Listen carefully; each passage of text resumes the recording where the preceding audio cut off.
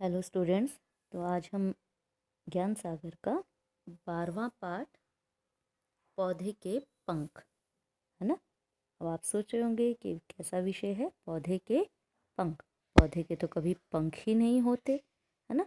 तो यहाँ पर पौधे के पंख यहाँ पर यानी कि जो बच्चे होते हैं उनको भी, वो भी एक फुलवारी की तरह होते हैं, ठीक है।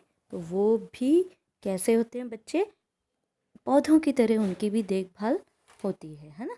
जिससे पौधे होते हैं उनको बड़े ध्यान से उनको देखना पड़ता है। छोटे होते हैं तो कितना पानी देना है, कितनी खाद देनी है, कितना क्या देना है, उसी तरह से बच्चे भी होते हैं। तो यहाँ पर ये पौधे के पंख यानी कि बच्चे के पंख आप कह सकते हैं, ठीक है। तो पंख तो किसी के भी नहीं निकलते, ना बच्चे के ना पौधे के, लेकिन यहाँ पंख के माध्यम से है कि अपने आप से कुछ कार्य करना, ठीक है। जैसे चिड़िया का बच्चा होता है तो वो क्या करता है, जब पंख निकल आते हैं अपने आप उड़ान भरता है, ठीक है। तो यहाँ पर ये बच्चा बड़ा भी हो गया है थोड़ा, लेकिन अभी भी उसकी माँ, उसकी दादी उसको कुछ भी नहीं करने देती। जरा सी छींक भी आए, जरा सा उसको कुछ हो जाए तो झट से डॉक्टर बुला लेते हैं। जरा सा वो बाहर जाने लगे तो बस तू गिर जाएगा, तू पड़ जाएगा, तुझे लग जाएगी। तो वो बच्चा कैसे सीखेगा चलना, है ना। तो उसने कभी खेल के भी नहीं देखा। ये ऐसे बच्चे की यहाँ पर अपनी कहानी वो सुना रहा है कि उसने कभी खेल के भी, अच्छी तरह से खेल के भी नहीं देखा। नौकरों के साथ वो खेलता है, घर के गेट के बाहर वो कभी गया नहीं। स्कूल में भी जाता है तो वो खेलों में भी भाग नहीं लेता। कभी उसने पानी में नहा, मतलब नदी में नहा कर नहीं देखा, है ना। हरी घास पर कभी चल के नहीं देखा। तो यहाँ पर यही दिखाने का प्रयत्न किया गया है कि कैसे, तो अलग अलग प्रकार के पौधे होते हैं। देखिए तो यहाँ बच्चे भी अलग अलग तरह के हैं। तो ऐसे ही उसका दोस्त आता है तो दोस्त बेचारा वो उसे कहता है कि चल मुझे अपना शहर घुमा दे। अब बच्चे बच्चे आपस में दोस्त हो जाते हैं कि मुझे शहर घुमा दे। तो वो डर जाता है कि शहर, मैं तो गेट के बाहर भी नहीं अकेला निकलता, मुझे दादी माँ कभी निकलने ही नहीं देती, और ये कैसा लड़का है। और वो शरीर में भी हृष्ट पुष्ट है क्योंकि खेलता कूदता है ना। ये तो बेचारा कभी खेलता कूदता भी नहीं, ठीक है। तो ये कहानी कुछ इस प्रकार से है। तो यहाँ देखिए 24 जनवरी 1962 की बात है, 24 जनवरी 1962 की बात है। तो उस समय यह श्रीधर, ये एक पत्र के रूप में आप कह सकते हैं, है ना। वो लिखा हुआ है डायरी रूप में, नॉट पत्र, डायरी के रूप में। तो ये श्रीधर मेरे सामने लेटा है और मुझे आज बेहद बुरा लग रहा है, ठीक है। डायरी में लिखा गया है। डायरी कैसे लिखी जाती है, तारीख डाली जाती है और अपने मन के भाव लिखे जाते हैं। तो वो देख रहा है कि श्रीधर सामने लेटा है और मुझे आज बेहद बुरा लग रहा है। परसों दीदी का विवाह है, मुझे खुश होना चाहिए। आज मेरी माँ की प्यारी सखी का लड़का श्रीधर मेरे पास आया है। मतलब श्रीधर कौन है, माँ की सखी का लड़का, ठीक है। माँ की जो फ्रेंड है, सहेली है, उसका बेटा है श्रीधर। मुझे खुश होना चाहिए, भाई वो आया है, यहाँ विवाह है परसों, तो खुश होना चाहिए। पिछले 10-12 दिनों से, जब से दीदी के विवाह की तैयारियां हो रही थी, मैं खुश ही तो था। कह रहे मैं तो खुश था जब से दीदी के विवाह की तैयारियां हो रही थी, पर आज मुझे एकाएक यह उदासी क्यों घेर रही है कि आज मुझे ये दुख, ये उदासी क्यों आ गई। क्यों आज सारे दिन मेरा कुछ भी खाने को जी नहीं किया। दादी माँ ने कितनी बार खाने के लिए बुलाया पर मैंने अनसुना कर दिया। ये देखिए, ये श्रीधर ये लेटा हुआ है, ठीक है। और ये स्वयं जो डायरी लिख रहे हैं वो बता रहे हैं, पर मैंने अनसुना कर दिया, मतलब सुना नहीं। दादी जी तो बार बार बुला रही हैं, आ खाना खा ले, है ना।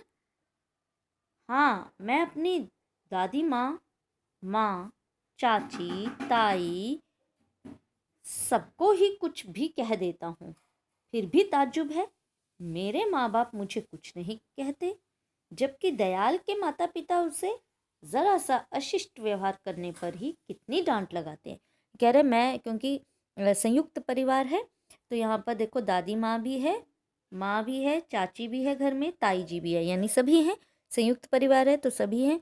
वो कह रहा है कि मैं खुद जो है सबको कुछ भी कह देता हूँ, चाहे दादी हो, माँ हो, चाची हो, ताई हो, है ना। लेकिन वो मुझे कुछ भी नहीं कहते, ना रोकते ना टोकते। तो ये तो शायद गलत बात है ना, रोकना टोकना तो चाहिए। और जो दयाल है जिसका नाम ये ले रहे हैं, तो दयाल के माता पिता उससे ज़रा सा भी अशिष्ट व्यवहार, मतलब ज़रा सा भी अगर वो कुछ बुरा बोलता है, बुरा व्यवहार करता है, तो वो उसे कितनी डांट लगाते हैं, और यहाँ मुझे कोई कुछ कहता ही नहीं। बड़ा ताज्जुब हो रहा है उसको। हाँ, तो मुझे आज सारे दिन बुरा लगता रहा। तो आज उसको ये सब सोचकर ही बुरा लगता रहा। कहीं मुझे श्रीधर से जलन तो नहीं हो रही। वो कह रहा हो बुरा लगने का कारण कहीं ये तो नहीं है कि मैं श्रीधर से जेलस फील कर रहा हूँ, जलन हो रही है मुझे। मुझे लगता है बात ऐसी ही है। कह रहा है मुझे लग रहा है कि ये कुछ बात यही है कि मुझे सच में श्रीधर से जलन हो रही है। रीता मौसी के साथ श्रीधर आया तो आते ही मुझसे बोला, अब वो जो माँ की सखी है ना, उसको वो मौसी करके बुला रहा है। तो कह रहे अब ये रीता मौसी, नाम याद रखना है, रीता मौसी, उसके साथ श्रीधर आया, यानी उन्हीं का लड़का आया। तो आते ही मुझसे क्या बोला वो, बॉल खेलोगे? उसने देखो क्या जवाब दिया, मुझे बॉल खेलने नहीं आती, मुझे बॉल खेलनी नहीं आती। मैंने साधारण ढंग से कहा था, पर वह न जाने क्यों बेहद जोर से खिलखिलाकर हंस पड़ा था।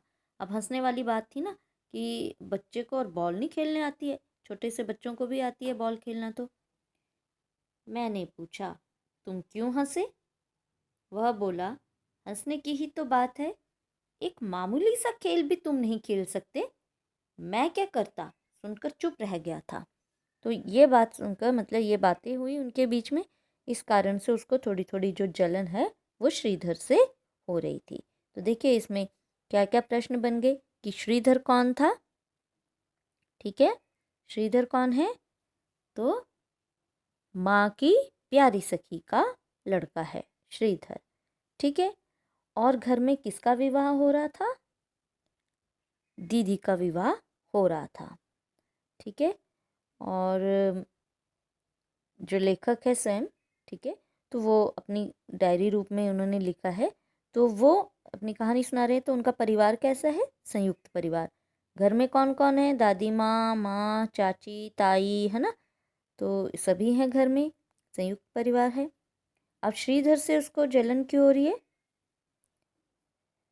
तो श्रीधर से जलन करने का कारण कि उसने आते ही जब उसको बोला कि बॉल खेलोगे, तो उसने कहा कि मुझे बॉल खेलनी नहीं आती। उसने तो बड़े आराम से कहा, बड़े साधारण ढंग से कहा था, लेकिन वो ज़ोर से हंस पड़ा ना उसकी बात पे। और जब उसने पूछा कि तुम क्यों हंसे, तो उसने क्या कहा कि तो मामूली सा खेल है, तुम्हें ये भी नहीं खेलने आता। तो वो उसने कहा कि मैं क्या करता, मैं तो सुनकर चुप रह गया, क्योंकि सचमुच मुझे कुछ खेलना ही नहीं आता था। ठीक है, तो ये सत्य बात थी कि उसे कुछ खेलना ही नहीं आता था। ठीक है, तो आज के लिए इतना ही।